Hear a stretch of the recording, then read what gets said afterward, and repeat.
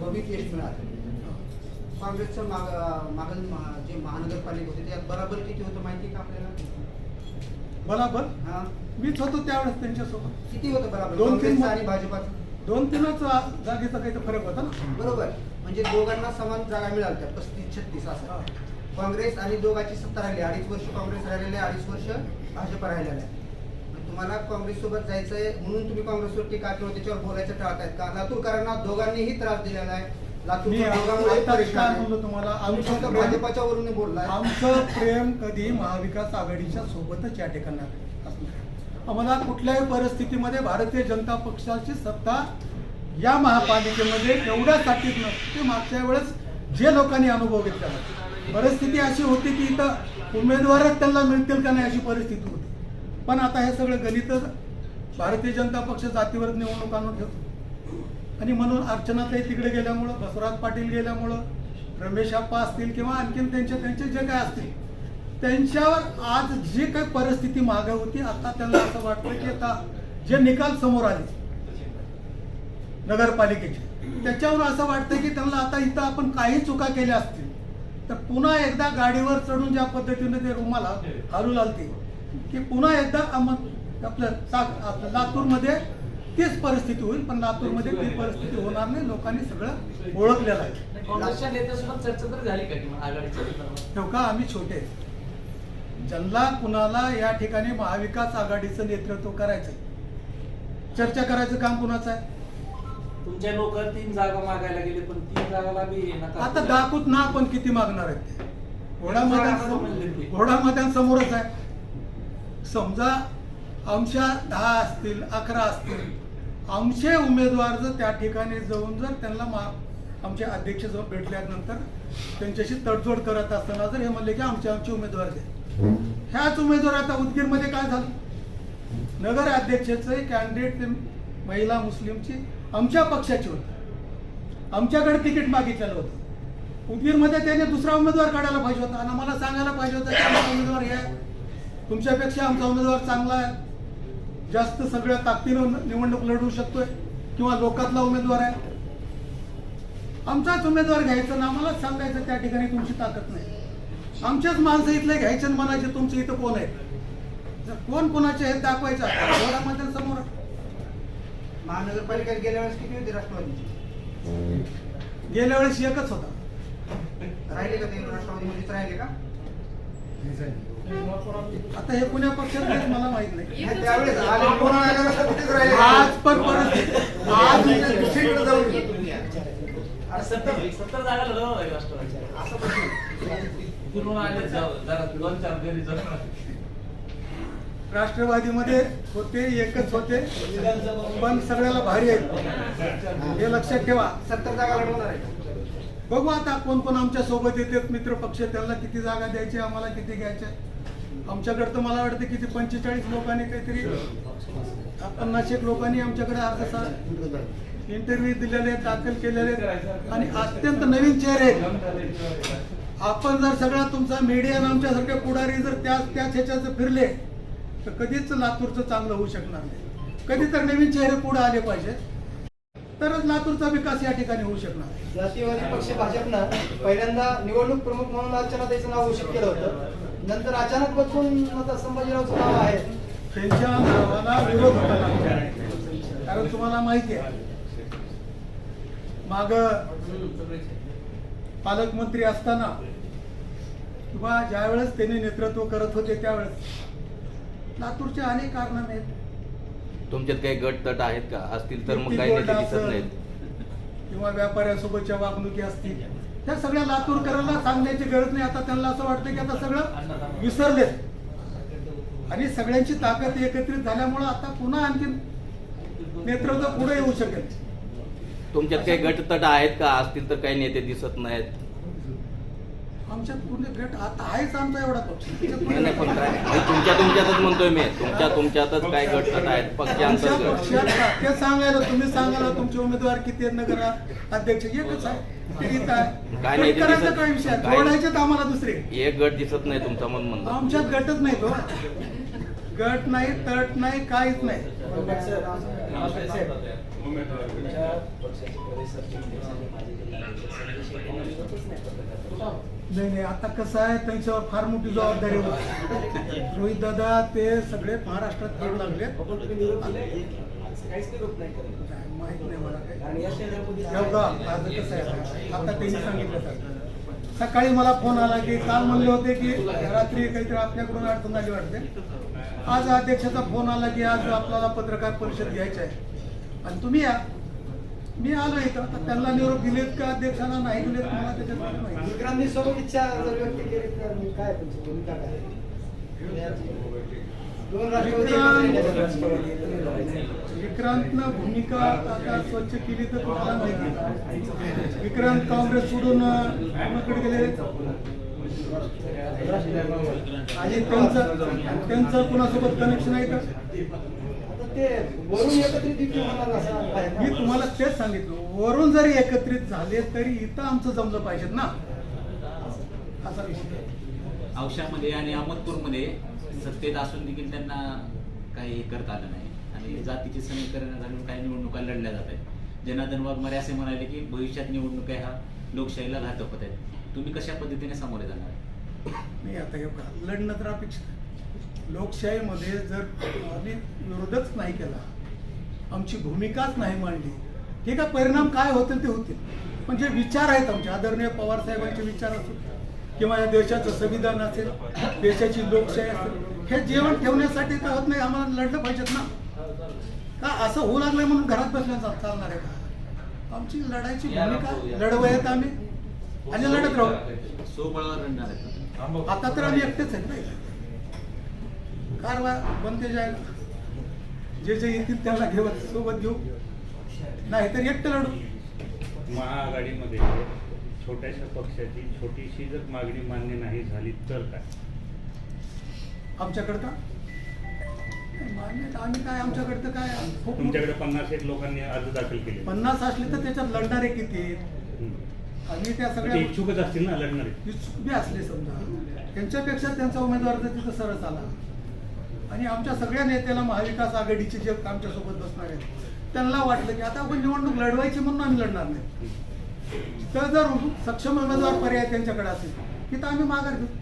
पहिलेच आपला पक्ष छोटा आहे, त्यात 50 लोकांनी अर्ज दाखल केलेले आहेत आपल्याकडे उमेदवारीचे. त्यातनं जर समजा तुम्ही त्यांना नाराज केलं तेव्हा नाराजीचा तर आणखीन छोटा होईल. आमची पहिलीही स्पष्ट भूमिका होती, आत्ताही तीच आहे. आता ह्या नगरपालिकेच्या निवडणुकीचा जर तुम्ही विचार केला तर आमच्या नगराध्यक्षपदाच्या आमच्या आणि उमादाची आघाडी आम्ही घेतली. आम्हाला 27-28च्या जवळपास मतं येतं आणि त्यांचा नगराध्यक्ष 2000 मतांना पडतो. काही आमच्यामुळं 2-4 नगरसेवक पदाचं नुकसान झालं. रेणापूरलाही तसंच झालं. आम्ही मागणी किती केली होती? आम्ही 2-3 जागेची मागणी निलंग्यात केली होती आणि 2-3 जागेची मागणी रेणापूरमध्ये केली होती. आता त्यांनी हट्टाला पेटली, त्यांनी केले नाही, त्यांचं नुकसान झालं. आमचं तर रेणापूरला 3 माणसं आले, रेणापूरला 1 माणूस आला, अहमदपूरला 3 माणसं आले. गेल्याही वेळेस जेव्हा राष्ट्रवादी काँग्रेस पार्टी स्वतंत्र लढली त्यावेळेस काँग्रेसला 17 जागेच्या जवळपास नुकसान झालं होतं. ती टाळायची जेव्हा आम्ही काय म्हणतो की आम्ही जी अजून मागणी केलेली नाही, त्यांनी आले होते, त्यांच्या निरीक्षकाबरोबर बोलणं झाले, होत असल तर ठीक आहे, नाही तर जी समविचारी पक्ष आहेत. आणि आज दुपारून मी स्वतः वंचित बहुजन आघाडी वाल्यांकडे बोलायसाठी जाणार आहे. मनसेबरोबर आमचं बोलणं चालू आहे. जी लोक आमच्या बरोबर येतील त्यांना बरोबर घेऊन आम्ही लढतो. महाराष्ट्र विकास आघाडी पण आहे, जाऊ ना. काँग्रेस सर्व जागावर तुल्यबळ उमेदवार देते, मग त्या ठिकाणी मित्रपक्ष म्हणून किंवा पर्याय म्हणून तुम्ही सोबत लढणार नाहीत आता? पाटील साहेब नाही, तुल्यबळ उमेदवार कुठेही मला 30 कळणार झाले ना. जिथं 2-2, 2,500 हजार मतांना पराभव झाले त्यांनी जर तुल्यबळ म्हणत असतील तर ठीक आहे ना. ज्या प्रभागात आम्हाला 4-4 हजार 3-3 हजार मतं मिळालेली आहेत गेल्या वेळेस सुद्धा, तुम्ही काढून बघा. काँग्रेस सोबत जर युती करायची असेल तर तुमची किती मागणी आहे? जागा किती जागा तुम्ही अपेक्षा तुमची? नाही, आज जर त्यांनी बोलवले तर त्यांना आमचा आकडा सांगू त्यांना. सगळ्या जिल्ह्यातले आकडेवारी सांगितले किती निवडून आले, पण औषधं नाही सांगितलं. औशामध्ये आम्ही महाविकास आघाडी म्हणून लढलो आणि औशामध्ये आमच्या वाट्याला 2 जागा आल्या होत्या, आम्ही तिथं लढलो. कुठं नाही सांगितलं सांगा ना तुम्ही. नाही, किती निवडून आले? जी आमची शक्ती आहे. आणि नव्हतं ना का भाजप आता दिसते, ह्याच्या पहिल्याच्या निवडणुकीला 0 होती ना, वेळ सगळे जे येत असती. आमच्या सुद्धा 2012ला 14 कॅन्डिडेट निवडून आले होते आणि 26 कॅन्डिडेट आमचे 2 नंबरवर होते. वक्त सबका आता आहे. 14 मधली आता नाही ना सोबत तुमच्या? कोण नाही? 14 जे होते तुम्ही म्हणताय ते नाही हो ना, आता काही त्याच्यातले एक्सपायर झाले, काही आता आले नाही. आमचे विनोद रणसुभे वगैरे आहे ना आमचे, तसं नाही. हे हसायचं नाही, मी फॅक्ट सांगतो. नवनाथ आलटे आहेत ना ऍक्टिव्ह कार्यकर्ते होते. नाही की पक्ष फुटल्यानंतर गेले, पण आमचे 2-3 जण आता त्याच्यामध्ये विनोद रणसुभे आमचा स्थायी समितीचा सदस्य होता, तो राहिला नाही. अब्दुल भाईची मिसेस आहे, त्यांची तब्येत साथ देत नाही. आता वयामानाच्या हिशोबाने 70-72 वय आहे त्यांचं. आणि काही जी राहिले समजा तर गेल्या वेळेस आमच्याकडून लढले आणि पक्ष फुटल्यानंतर काही लोक तिकडे गेले. तुम्ही आता जेवढं विश्लेषण केलं ना, त्याच्यावरून एक लक्षात येत आहे की राष्ट्रवादीनं बेसच तयार केला नाही. त्याच्यात कमी पडलात का तुम्ही? एवढं वर्ष तुमच्याकडे वेळ होता, आता तुम्ही जिल्हाध्यक्ष झाला, मग कॅडेट तयार करण्यासाठी, बेस तयार करण्यासाठी, कार्यकर्ता तयार करण्यासाठी काय केलं तुम्ही? काय किती उपक्रम राबवले? लोकांमध्ये किती गेला त्यांच्या समस्या घेऊन? त्याच्यावर काय आहे उत्तर? किती तुम्ही नवीन लोकांना जोडलं? ज्या वेळेस पक्ष फुटला त्यावेळेस मोजून 6 ते 7 लोकच माझ्या बरोबर आले. त्याच्यात आमचे बसवाप्पा इथं, रेखाताई आहे आमचे विधानसभेचे अध्यक्ष इथं, निशांत आहे. आम्ही एक 7-8 लोक होतो. आज आम्ही कमीत कमी 17 आमचे फ्रंटल सेल आहेत, त्यांचे अध्यक्ष, त्यांचे पदाधिकारी आहेत. आमची 50 लोकांची शहराची बॉडी आहे. आमचे 300 बूथ प्रमुख आहेत. तुम्हाला झालं तर यादी मोबाईल नंबर सह मी तुम्हाला देतो. पण कसं आहे, 22,000चा प्रभाग आहे. फक्त बी फॉर्म द्यायचे आणि सगळे लढवायचे का? समोरचे म्हणजे समोरचा जी कोणी लढणार आहे त्यानं व्यवस्थित लढावं, हीच आमची अपेक्षा आहे. लातूरमध्ये दोन्ही राष्ट्रवादी आणि आम्ही सर दोन्ही राष्ट्रवादी एकत्र येतील का? जर पॅटर्न राबवलं जाईल का इकडं? त्यांची जर भारतीय जनता पक्षाबरोबर आघाडी होत असेल तर आम्ही भारतीय जनता पक्षाबरोबर कदापिही जाणार नाही. ही आमची स्पष्ट भूमिका. निवडणुकीमध्ये स्वतंत्र जर भाजप लढली, युती नाही झाली राष्ट्रवादी सोबत, तर तुम्ही राष्ट्रवादी सोबत जाणार का? त्यांनी जर आमच्या बरोबर येत असतील तर आम्ही आमच्या प्रदेशाध्यक्षाला विचारून आणि निरीक्षकाला आमच्या विचारून की निर्णय होईल. भाजपमध्ये एक उमेदवार 1,50,00,000 खर्च करायला तयार आहे आणि पार्टी म्हणजे भाजप 35 लाख रुपये एका उमेदवाराला देत आहे लातूरमध्ये. मग त्यात तुल्यबळ पैशाच्या पुढे आपलं काय? बघा, आता आमचा मित्र पक्ष जरी असला काँग्रेस आणि भारतीय जनता पार्टी, एकाकडे जात आहे, पैसा आहे, एकीकडे सत्ता आहे. आमच्याकडे काही नाही. आता मी 4 टर्म निवडणूक लढवतोय. आता किती गरीब लोक सुद्धा राष्ट्रवादी काँग्रेसकडून उभा टाकले आणि निवडून आले. का गेल्या वेळेसचा जर एक अपवाद वगळला तर तुम्ही जसं मागं जाल सर्वसामान्यच लोक निवडून आले. कोण होतं पैशावर? असे 2-4 नावं सांगा. नाही, आता तुम्हाला पैशाचाच विषय जर तुम्ही आता काढत असाल, अहमदपूरमध्ये कलीम अहमद म्हणून नगराध्यक्षासाठी उभं केलं. सगळ्यालाच माहिती आहे त्याच्याकडे किती पैसे आहेत. आज 1,000-1,500 मतांनीच गेला ना तो. मग आता एवढे पैसे घातलेले पैसेवाले कुठे गेले? पैशावरच जर सगळ्या निवडणुका होत असतील आणि जर सगळे गणितच पैशावर घालत असतील तर मग बाकीच्या गोष्टीचा काही विचार करायचं, कुठलं काम सांगायची गरज नाही, विकास सांगायचा गरज नाही. लोकांमध्ये फक्त आमच्याकडे एवढे पैसे आहेत हे सांगून निवडून यायचं का? हीच तुमची भूमिका आहे का? अहमदपुरामध्ये असं म्हणलं जाते की गड आला पण सिंह गेला. त्या मानाने तुमचं काम तिथे कमी पडलं का? तुम्हाला त्यांनी त्यांचा विषय ऐका ना साहेब, एका मतदाराला जर 10,000 आणि 15,000 रुपये जर वाटत असतील तर आमचा गरीब माणूस आता किती गरीब म्हणजे निष्प्रय भावनेनं मतदान देणार आहे. तरी एवढं खेळलंय म्हणजे आज ही लोकशाही आहे म्हणता येईल का नाही. नया चहा पाजवायची ऐपत नाही.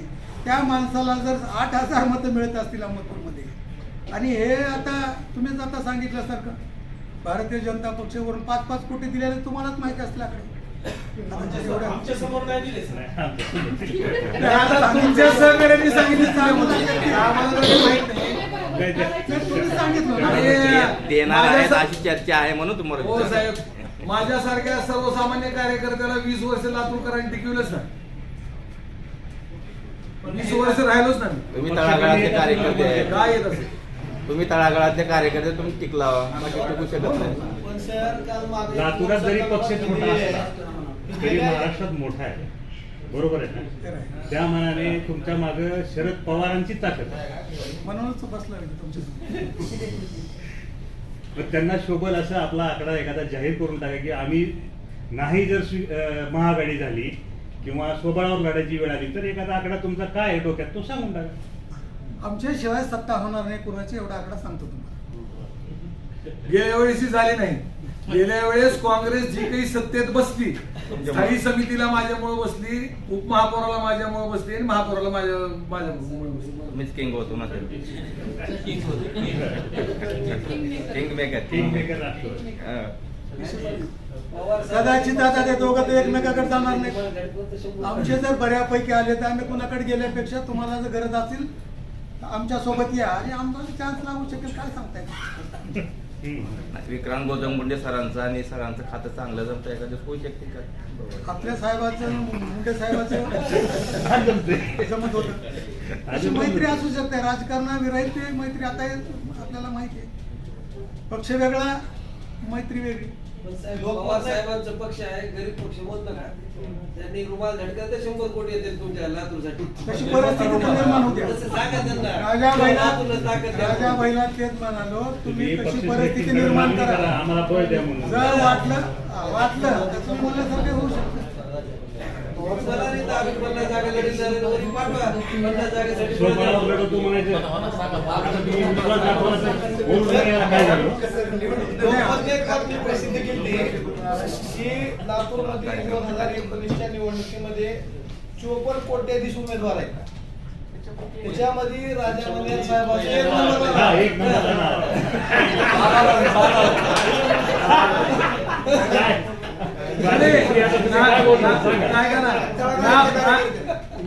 नाव जरी माझं असलं तरी माझं काही कर्तृत्व नाही. जी वाढ वडिलाची आहे तीच आहे, त्याच्यामध्ये काही वाढ झाली नाही. आता यावेळेस तुम्ही म्हणल्यासारखं अभिनय दिले असं राजाभाई करतील यावेळेस. वरी पवार साहेब इथं राजा भैया हे तर काय कुणापेक्षा कमी आहेत का. आणि यावेळेस त्या हिशोबाने त्यांना सांगितलंय की आता नाही यावेळेस मागं हटायचं नाही. म्हणजे किंग मेकर ठरायचं मागितलं. बऱ्यापैकी आले तर आमचा राजाभाई सुद्धा महापौर होऊ शकतोय. नाही ते किंग मेकर आहेत, बरोबर कसं करायचं ते करणार व्हायचं जर झालं तर. त्यालाही माहितीच आहे की हो. एक माझ्या मंत्री शरद पवार आहे, त्याची ताकद आहे. त्यांनी काही करू शकतो.